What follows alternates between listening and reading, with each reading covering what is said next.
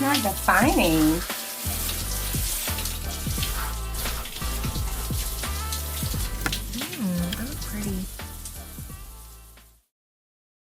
Today we are getting into For You by Tia, as in Sister Tia. I was rushing for the masters, literally washed my hair the day of, like I ain't have sense, so it's a voiceover. All right, first, this clarifying shampoo. It is stripping, as most clarifiers are, but it's not brittle. There's also a slight floral fragrance to the formula and the rest of the collection, but it's not overpowering, but it is there, okay? I'm personally not a big fragrance person. I do think that this line or any other line can do without it, but it was subtle enough that it didn't bother me. All right, so next we have the moisturizing shampoo, also fragranced. The lather is a lot richer than the clarifying, which I appreciate. It's a creamy formula and it pulls through the hair pretty easily. That's something I'm always checking for with shampoos. Can I work this through my strands without it tangling my hair, but still cleaning my hair? Like, I don't know, I just really like the feel of both of these products in my actual strands. So if you don't already know, I tackle my hair literally one quadrant at a time. So once I did the clarifying and moisturizing shampoo on that first section, I pinned it up, and then I did the same exact thing one by one on the next 3 sections. Overall thoughts on both shampoos are that they're seemingly effective, they do their jobs, they're totally worth trying, in my opinion, at such a modest price point of just $11.99 each. I do think that a lot of celebrity hair care is overpriced, so I really admire that this one is not. You are getting, I think, a pretty good quality product for that price point, and I think it's pretty comparable to other products in that range. Some of the active ingredients in the clarifying shampoo are Hemi 15, a patented silicone alternative that locks in moisture, apple cider vinegar, sea moss extract, and then moisturizing shampoo active ingredients, again, Hemi 15, watermelon extract, and hibiscus oil for strengthening. All right, now as I stated, I was in a hurry, y'all, so I skipped the moisturizing conditioner and I went straight to the leave-in curl cream. I saw leave-in and made the executive decision that it could also act as a conditioner. Now, Tia didn't tell me that, nobody told me that, so I can't advise that, but that's what I did, okay? I like applying my products to wet hair because I feel like they take better, so I re-wet each section before raking in the curl cream. The consistency was pretty thick, just like my derriere, ow, which made me all the more confident in my decision to use it like a conditioner. Anyway, I'm behind. Right here is the curl defining gel. So this is when things started going a little bit less smooth, so bear with me. The formula is super lightweight, which I get because curl gels aren't typically heavy, but this one was like really fluid. I applied it in smaller sections within the quadrants, and it was defining, but it wasn't like defining, you know? So I'm used to my wash and goes being very windy ringlets, so I panicked a little bit and said, let me bring in a little bit of backup, some reinforcement, because we in the streets today and I really need my hair to give. So I started using my little tangle brush thing, whatever, to like heighten that definition. It still wasn't giving, so I said, let me try this Saltair Curl Control Defining Jelly with the Tia product. I typically don't mix brands when I'm trying a collection for the first time, but I wanted to see if I could get more definition, and I've used this Saltair product before and I really liked it.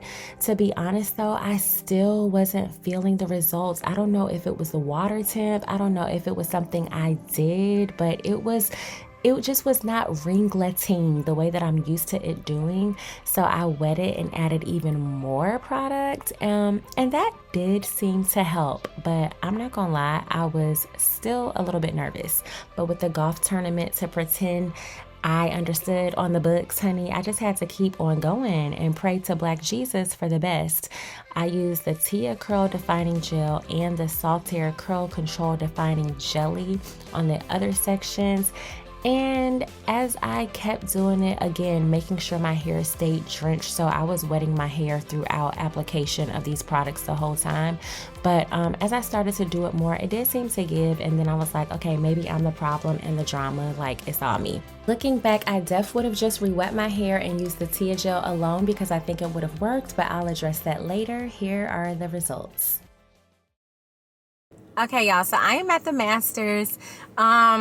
Child, I should have been here like 7 o'clock in the morning for parking, but it is like 3 o'clock and I'm just now getting here. But it's okay. It's going to be fun. I cannot take my camera in. I can't take my phone in. It's very, very, very private, but I'm very excited. Also, my hair turned out so good. I was a little nervous, but it turned out great. So yeah, let me go because I'm already late. Ciao. Later that day, it was giving definition, it was giving movement, it was honestly giving all the things, and it only got better as the day went on and it dried more. I had my sister shoot me a cute little vibey video, whatnot, on the rooftop, honey. I was really feeling myself.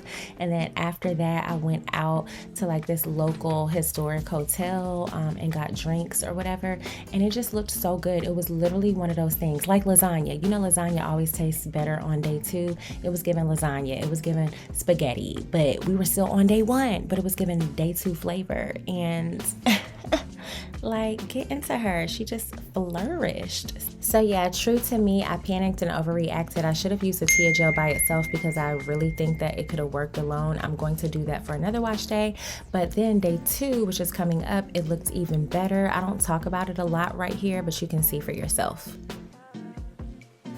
I look pretty. Okay, ignore the junk in the background of my sister's very junky car. But day 2 of my master's experience, I'm going with her to some, I don't even really know what it is. I just be saying yes to things she invites me to. What is this called? Just tell me the name of it. You know? Red carpet event. It's some red carpet event. So yeah, come along if you can. I don't know. Am I looks like my camera? Yeah, in here. Okay, so yeah, you can come along.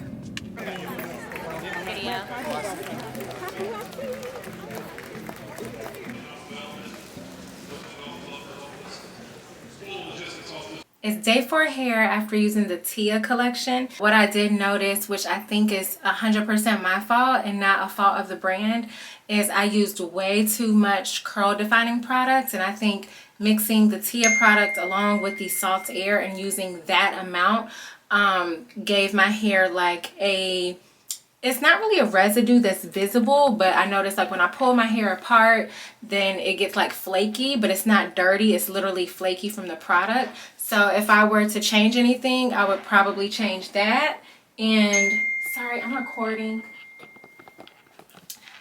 So if I were to change anything, I would change that, and the next time I would use a lot less styling product. I think when I used it at first, the light consistency made me think that it wouldn't really work. And instead of just doing it and giving it a try, I used a whole lot, but I would not do that next time. But overall, I like the product and my hair looks really good. It's just that one thing that I noticed. Daddy. Thank y'all so much for watching, and see you next week for my sacred review.